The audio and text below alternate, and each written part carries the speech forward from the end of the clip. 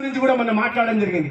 జేసీ అన్నారు సార్ నేను కొత్తగా వచ్చాను, ఒకసారి స్టడీ చేసిన తర్వాత నేను కలెక్టర్ గారు మాట్లాడుకున్న తర్వాత వచ్చి కలుస్తాం సార్, దాన్ని బట్టి పరిహారం చెల్లించే ముంపు ప్రాంతాలని మరిమేకులపుల్ల కానీ మోదుగుంట కానీ అన్ని ప్రాంతాల్లో పరిహారం రావాల్సిన దానికి ఖచ్చితంగా ఆర్థిక వనరుల ఇబ్బంది ఉంది. నేను అది కూడా మళ్ళీ మీకు చెప్తున్నా, ఆర్థికంగా విపరీతంగా అంటే జీతాలు చెల్లించలేని పరిస్థితుల్లో ఈ రాష్ట్రాన్ని పెట్టిపోయారు.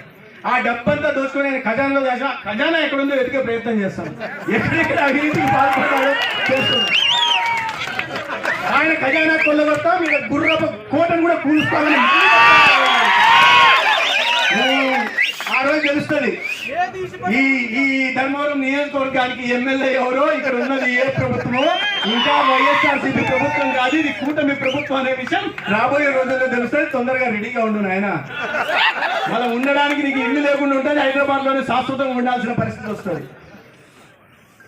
ఇంకా నిద్రలో నేను ధర్మవరం ఎమ్మెల్యే ఎవరిని అడిగితే ఇంకా పాత కార్డులు పెట్టుకోండా అంట, అది ఇస్తాడంట ధర్మవరం ఎమ్మెల్యే. వాళ్ళు పాపం సత్యకుమార్ కూడా తెలుసు కదా జనాలకి, సత్యకుమార్ కూడా రాష్ట్రంలో నువ్వు ధర్మవరంలోనే తెలిస్తే సత్యకుమార్ దేశంలో చాలా మంది తెలుసు.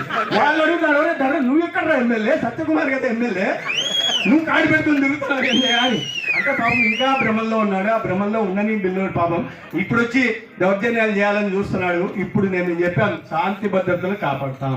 ప్రజలకు ఎక్కడికన్నా ఇబ్బంది వస్తే వాడు ఏ స్థాయి వాడా ఎటువంటి అయినా అదుపులో పెడతాం, బొక్కలకు దోస్తామని చెప్పాం, అది చేసి చూపిస్తాం. ఎక్కడైనా దౌర్జన్యాలు చేయాలంటే ఆ రోజులు పోయినాయి. ఇవాళ ఉండేది మంచి ప్రభుత్వం, కూటమి ప్రభుత్వం. దౌర్జన్యం చేస్తా, ప్రజలను అడ్డుకుంటా, ప్రజల మీదకి పోతాం, కబ్జాలు చేసుకుంటాం, ప్రజల్ని కొడతాం, దాడులు చేస్తాం, కేసులు పెట్టిస్తాం అంటే ఈ ప్రభుత్వంలో కుదరదు. అటువంటి పనులు ఎవడన్నా చెయ్యాలని బహుశా కళలో కూడా ఊహిస్తా అంటే ఆ కళల్ని మానుకోండి. ఏ చిన్న పరిస్థితుల్లో ఏ ఇబ్బంది ప్రజలకు కలిగినా దానికి తగిన సమాధానం ఖచ్చితంగా తీరుస్తాం, బొక్కలో దోస్తాం.